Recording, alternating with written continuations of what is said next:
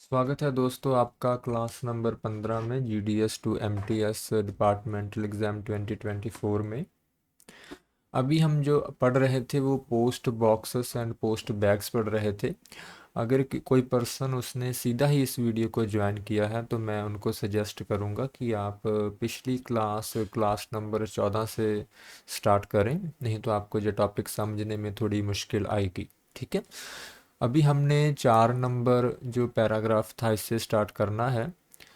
लिखा है, in the event of renter of the post box changing his business address और shifting his office to another place he should invariably inform the post master of the change within 7 day of such change. ठीक है, इसमें बताया गया है कि जिसने भी वो पोस्ट बॉक्स को लिया है, अगर वो अपने बिजनेस का मीन्स अपनी कंपनी का जो अपनी यूनिवर्सिटी का जो एड्रेस है उसको चेंज कर लिया है, तो उसके लिए उनको पोस्ट मास्टर को 7 दिन के अंदर अंदर बताना पड़ेगा।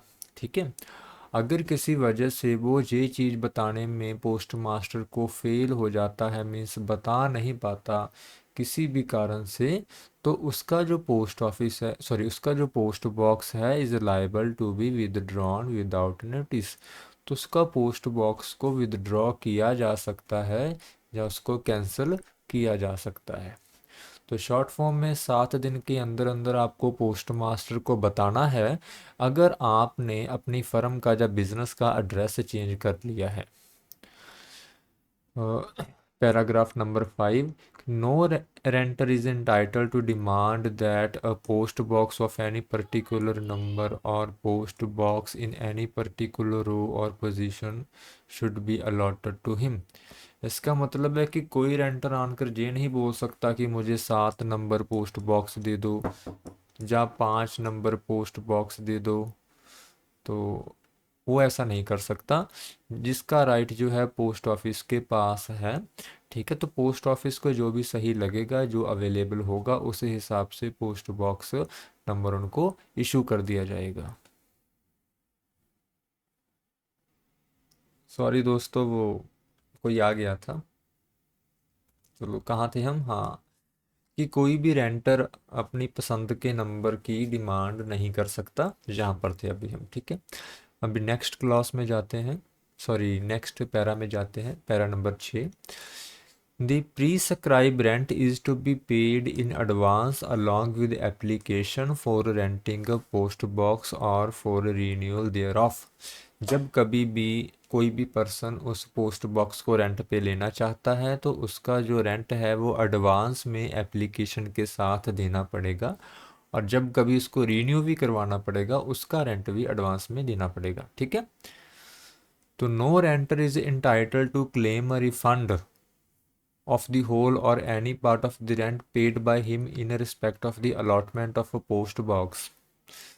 If any claim in writing for such refund reaches the postmaster before he makes such allotment, he may admit such claim in the whole or in part। कि कोई भी रेंटर रिफंड के लिए, चाहे वो सारा रिफंड चाहता हो या थोड़ा चाहता हो, मीन्स इसके लिए एलिजिबल नहीं होता। लेकिन अगर पोस्ट बॉक्स अलॉट होने से पहले वो रिटर्न में पोस्ट मास्टर को कह देता है कि आप मुझे रिफंड दे दो, मैं पोस्ट बॉक्स को लेना नहीं चाहता रेंट पे, तो उस केस में जो पोस्ट मास्टर है उनकी रिक्वेस्ट को एडमिट कर सकता है।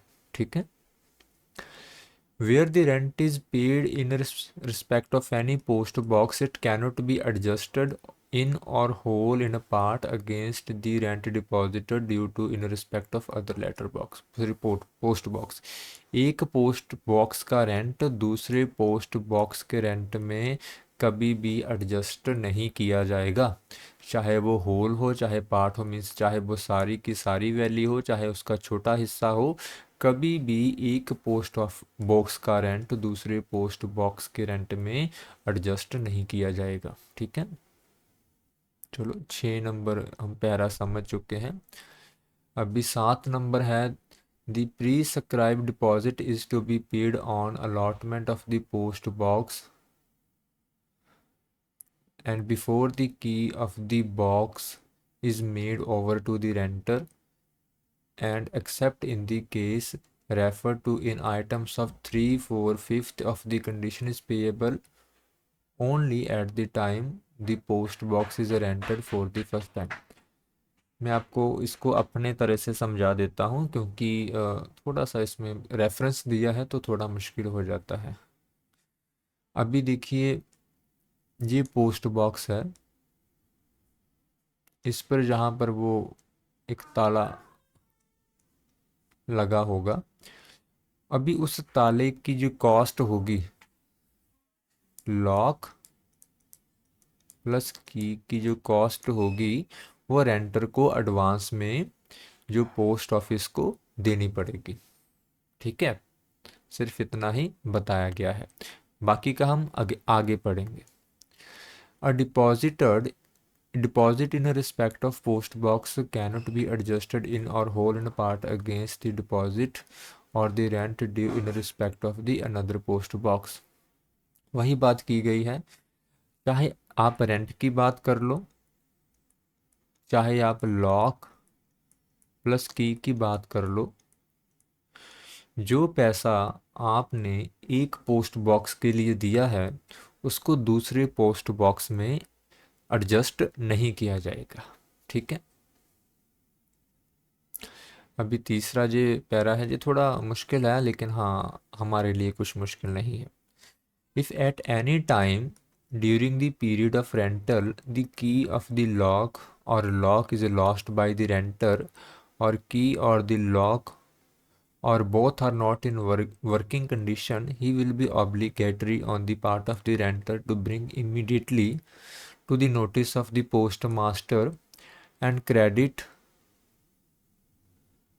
the cost of both lock and key in case of both lock and key or only the lock is lost or damaged, the cost of key only in case the key is lost or damaged, Fehling which the deposit made by him shall be forfeited. पहले हम जहाँ तक समझ लेते हैं। ठीक है, इसमें बताया गया है कि जब पोस्ट बॉक्स आपको अलॉट कर दिया हो, ठीक है, और आप पोस्ट बॉक्स का इस्तेमाल कर रहे हैं और किसी वजह से अगर उसका लॉक गुम हो जाता है या फिर लॉक और की दोनों चीज़ें गुम हो जाती हैं या फिर वो वर्किंग कंडीशन में नहीं रहते, तो जिसने वो पोस्ट बॉक्स रेंट पे लिया है उनके लिए ये ज़रूरी हो जाता है कि इस चीज़ को पोस्ट मास्टर को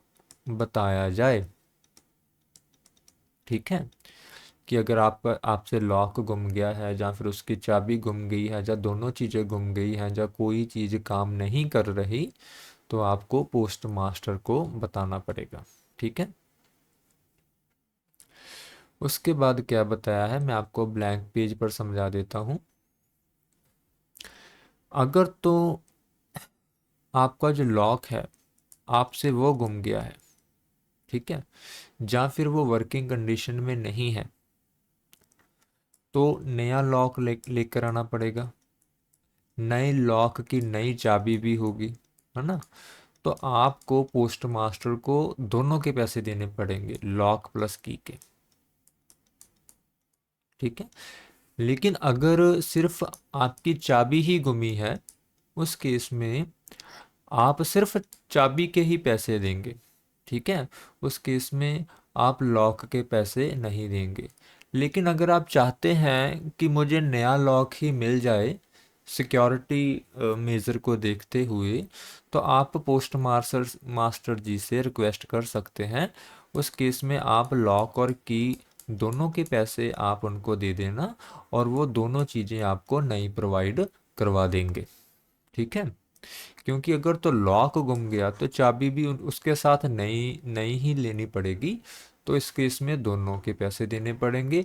अगर सिर्फ चाबी गुम गई है तो आप सिर्फ चाबी के पैसे देकर चाबी ले सकते हैं, लेकिन अगर आप चाहते हैं नहीं मुझे लॉक भी नया ही चाहिए, तो आप दोनों के पैसे दे देना। ठीक है, अभी ऐसा है कि जहाँ पर आपका पोस्ट अभी तो चलो जी पुराने ज़माने की बात को समझ कर इस बात को पढ़ना कि जहाँ पर आपका हेड ऑफिस है, मान लो वहाँ पर कोई ताले की दुकान नहीं है, जब वहाँ पर कोई सप्लायर नहीं है लॉक का, तो ऐसा हो सकता है कि हेड ऑफिस पैसे भेजेगा कहीं पर किसी दुकान वाले को और वो फिर लॉक भेजेगा।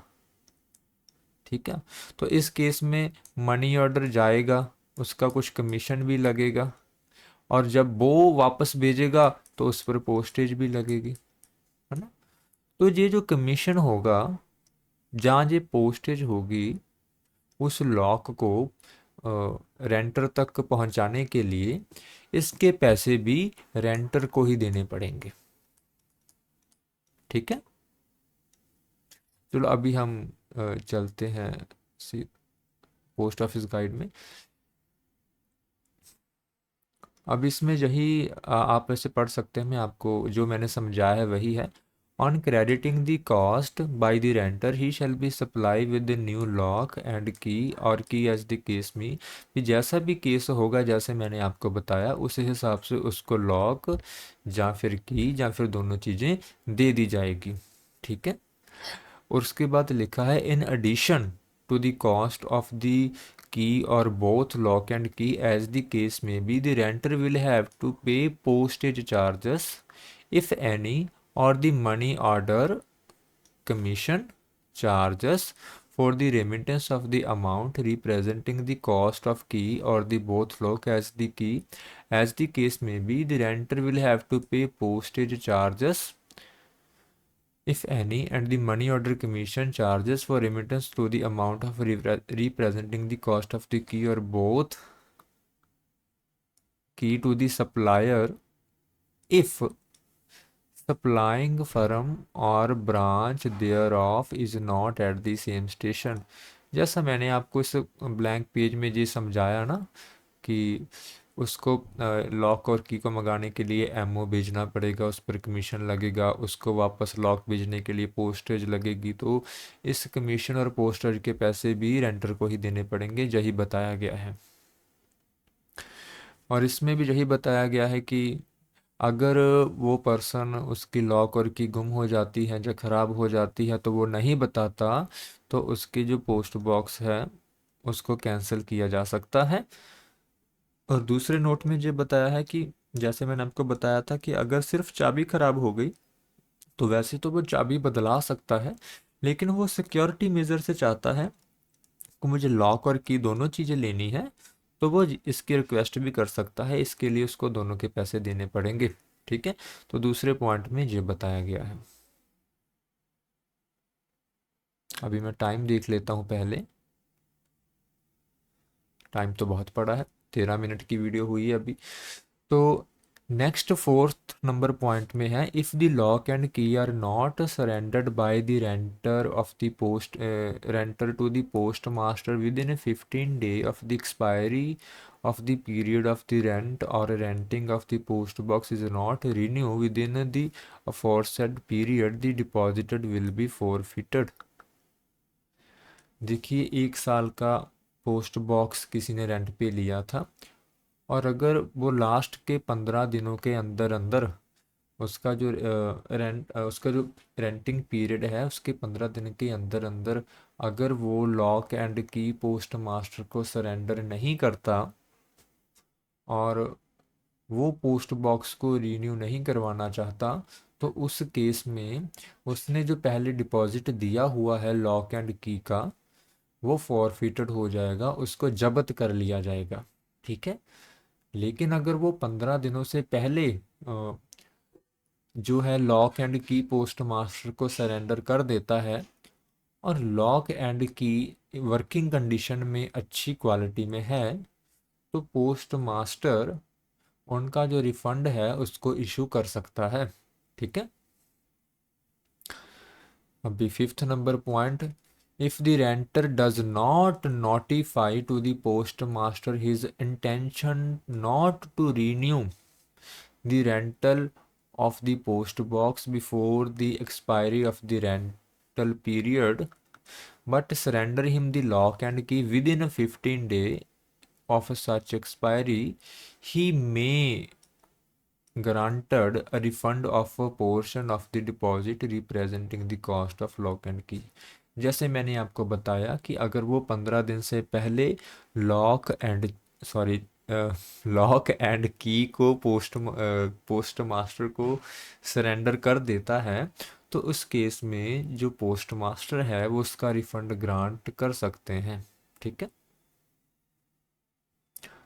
अभी 8 नंबर जो पैरा है, no application for the renewal of the rental of a post box is entertain unless it reaches the post master concern before the expiry of the period for which rent has already been paid in advance, provided that application received within 15 days after the expiry of the period accompany the amount। ओहो कितनी लंबी line यार ये लिख देते हैं,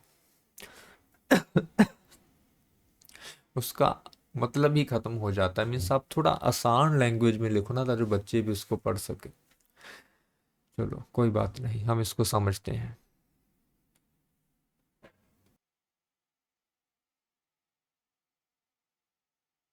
okay start हो गई।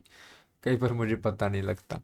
तो जो 8वां पॉइंट है उसमें ये बताया गया है कि जो रेंटर है, जैसे हमने पिछली पैरा में पढ़ा कि उसको 15 दिन पहले ही बताना होता है कि मैंने जो है पोस्ट बॉक्स को रीन्यू करना है। ठीक है। लेकिन किसी कारणवश कुछ ऐसे सरकमस्टांसेस थे जो बियॉन्ड कंट्रोल थे, जो उस रेंटर के हाथों में नहीं थे, और वो पोस्ट मास्टर को ये कन्वेंस कर लेता है कि वो ऐसी सिचुएशन थी कि मैं बता नहीं पाया। उस केस में उसका जो रेंटल पीरियड ख़त्म होने के बाद भी 15 दिन के अंदर अंदर जो पोस्ट मास्टर है उसकी एप्लीकेशन एक्सेप्ट कर लेगा सेम पोस्ट बॉक्स नंबर के लिए, अगर वो अभी तक अवेलेबल होगा। ठीक है, अभी तक किसी और को अलॉट नहीं किया होगा। अगर वो पोस्ट बॉक्स कह पहले ही किसी और को अलॉट कर दिया है, उस केस में जो रेंटर की रीन्यू की रिक्वेस्ट होगी उसको फ्रेश एप्लीकेशन या फ्रेश रिक्वेस्ट माना जाएगा। मैं सारे पैरे को फिर से रिपीट कर देता हूँ कि वैसे तो रेंटर को 15 दिन पहले ही बताना होता है पोस्ट मास्टर सर को कि मैंने पोस्ट बॉक्स को रिन्यू करना है। ठीक है। अभी मान लीजिए उससे बताया नहीं गया क्योंकि कुछ ऐसी सिचुएशन थी जो उसके कंट्रोल से बाहर थी। तो उसके बाद उसने क्या किया कि उस रेंटल पीरियड को ख़त्म होने के बाद पोस्ट मास्टर सर से एप्लीकेशन उनको दी कि मैंने पोस्ट बॉक्स को रीन्यू करना है। अभी तक उसका जो पुराना पोस्ट बॉक्स नंबर था वो किसी को अगर तो अलॉट नहीं किया गया होगा, तो उस केस में उसकी एप्लीकेशन को एक्सेप्ट कर लिया जाएगा और उसका जो पोस्ट बॉक्स है उसको रीन्यू कर दिया जाएगा।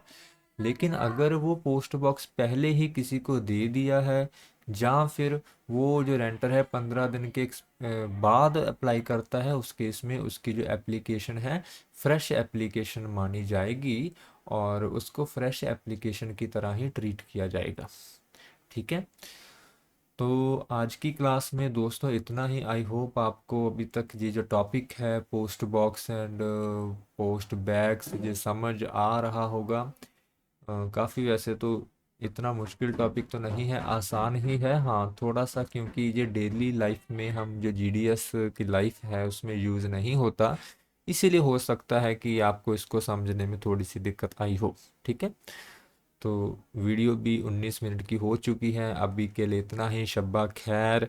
वीडियो को सॉरी चैनल को सब्सक्राइब कर देना दोस्तों, वीडियो को लाइक कर देना। अगर कुछ पूछना है तो कमेंट कर सकते हैं, डाउट भी है तो कमेंट कर दीजिएगा। मैं वीडियो के नेक्स्ट वीडियो में उसको रिजॉल्व करने की कोशिश करूँगा। और वीडियो को शेयर करो अपने फ्रेंड्स के साथ। देखिए मैं एक आपसे बात शेयर करना चाहता हूँ कि अगर आप वीडियो को शेयर करेंगे दूसरे पर्सन के साथ तो उससे कभी कंपटीशन कम नहीं होगा, क्योंकि ये मुझे लगता है कि जो एफर्ट्स हैं ना वो सभी अपने खुद के होते हैं। जैसे आप किसी को बुक दे सकते हैं, लेकिन पढ़ना या ना पढ़ना ये उनकी हैबिट पे होता है। अभी मान लीजिए आपने कोई अच्छी बुक पढ़ी और आप किसी को देने से ये सोच कर नहीं दे रहे हैं कि उसको भी इसका पता लग जाएगा, तो ये बहुत कम आसार होंगे कि वो भी इस बुक को पढ़ेगा, क्योंकि उसके लिए हैबिट और डेडिकेशन भी चाहिए होगा। ठीक है, तो वीडियो को अगर आप शेयर करोगे, जो ज़रूरतमंद होगा वही इसका लाभ उठा पाएगा, हर कोई इसका लाभ नहीं उठा सकता। ठीक है, अभी के लिए दोस्तों इतना ही, मिलते हैं अगली वीडियो में। अभी के लिए जय हिंद, जय भारत, जय जवान, जय किसान।